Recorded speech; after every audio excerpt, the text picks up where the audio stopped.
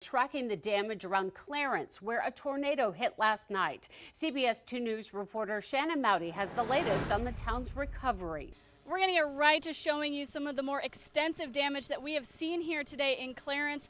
The tops of those trees you can see behind me, they have just been sheared right off due to the strong winds. A sick juror has been excused and court had to take an unexpected 30-minute delay, but the state has rested its case against Jerry Burns. Reporter Shannon Moudy is live in southwest Cedar Rapids to show us what could be the strangest sight yet from the Iowa derecho. Shannon?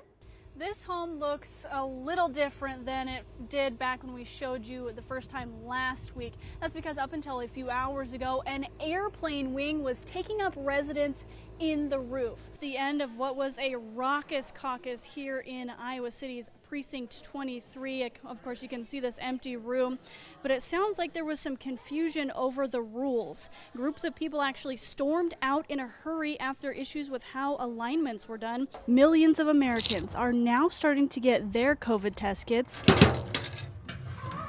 in their mailboxes. But could wintry temperatures skew your results? In a place so synonymous with the end, Aaron Schultz is just getting started on something new.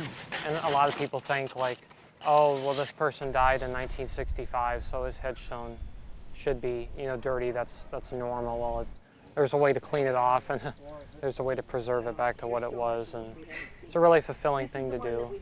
He first unearthed his new hobby in a Solon cemetery and shared his before and afters with other history buffs, like Madonna White. So he posted that on this Facebook page, and I was fascinated by that. I thought, oh, what's this young kid doing, taking up these tombstones, and why is he doing that?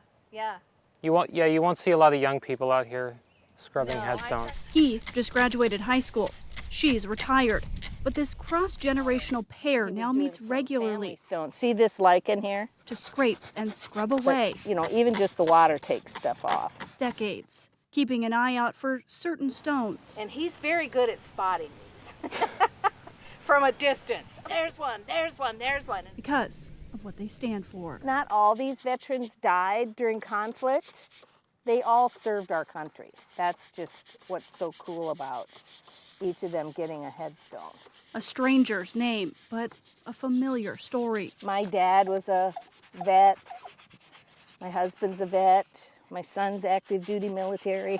And my great-grandfather was a major in the U.S. Army, and my father served in the Navy for 4 years.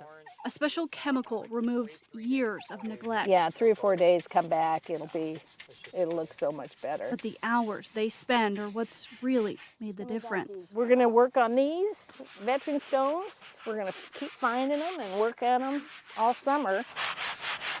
No matter how long it takes. And summers to come till we get them all. Yeah. Well, it's a good way to spend your time doing a good deed. Right. Giving back. Yes. I just love it. Dan Ventiker's no stranger to technology. So this is one thing people really enjoy seeing and watching is the robot itself. Laser-guided robots milk. There we go, perfect connection. And feed his herd every day. But over the last year, this eastern Iowa dairy farmer's made connections through another tool, his smartphone. It completely blows our mind that every month 35 million people have seen our page, and it's just a dairy farm. Hey everybody! Last March, Dan started using TikTok to share his daily experiences on his farm near Strawberry Point. He added Facebook in July to reach another audience. So between the two, we're over 1.1 million followers. The idea came after Dan just happened to stumble on a TikTok of his robots taken during a college tour. And I saw that, and I saw the comments in it were kind of making fun of the equipment, saying how crazy it was, we were lazy, why do we need robots? And that honestly just really annoyed me. Now his posts explain and entertain as he battles myth and misinformation about the dairy industry. And people really liked what I was showing, and it just kind of took off from there. Introducing the next generation. People don't know anything about dairy farming. To an industry losing small farms every year. Dan says younger people are shifting away from the long hours and hard work. Now, there's less than 30,000 dairy farmers in the whole country. So there's a massive story to tell, and there's not very many people to tell it.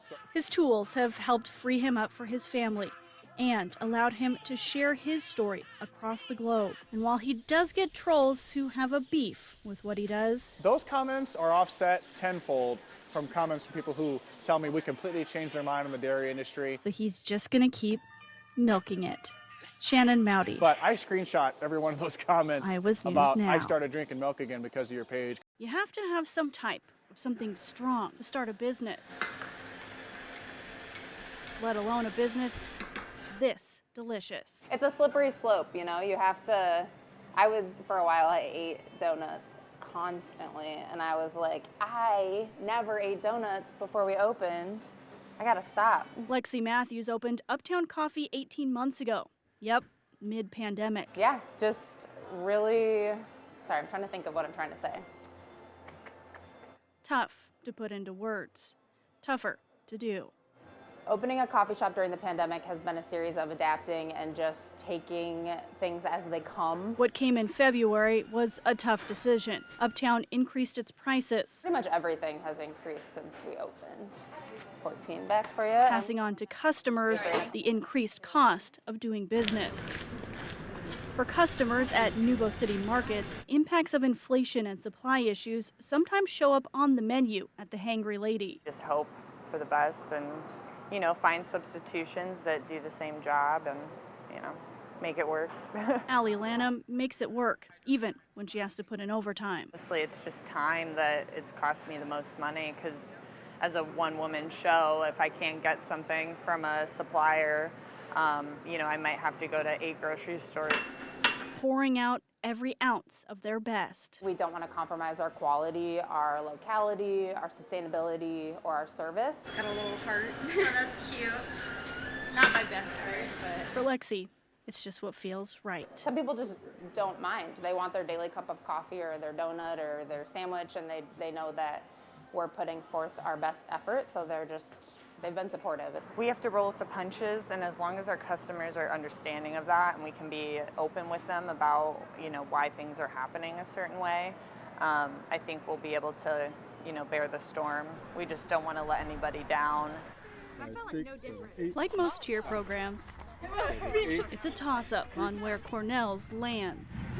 We are too much of a sport to be considered a student organization, but we are not enough of a sport at Cornell to be considered a sport or treated like a sport. So we are definitely stuck in this middle ground. This squad is unlike many, starting with who's in it. We have people that have dance experience, we have people that have no dance experience or any cheer experience.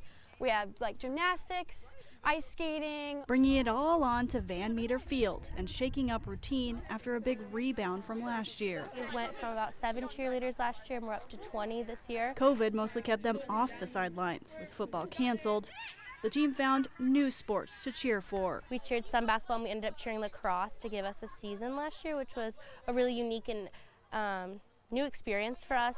It's a little different with balls flying around, especially ones that go that fast. Cornell Cheer is considered a club funded by the Student Senate and Student Organization. Colvard says her research showed cheer was cut from athletic department funding in 2002. And that's when we lost our coach. Captained by Abigail Patton, the student-led, student-driven team teaches and supports one another. Okay. To have a student group be so organized, doing this without a coach is just absolutely phenomenal. A welcome addition to game days, says athletic director Seth Wing. We're going to make our events actually spectacles and events and not just a game. They're cheering us on.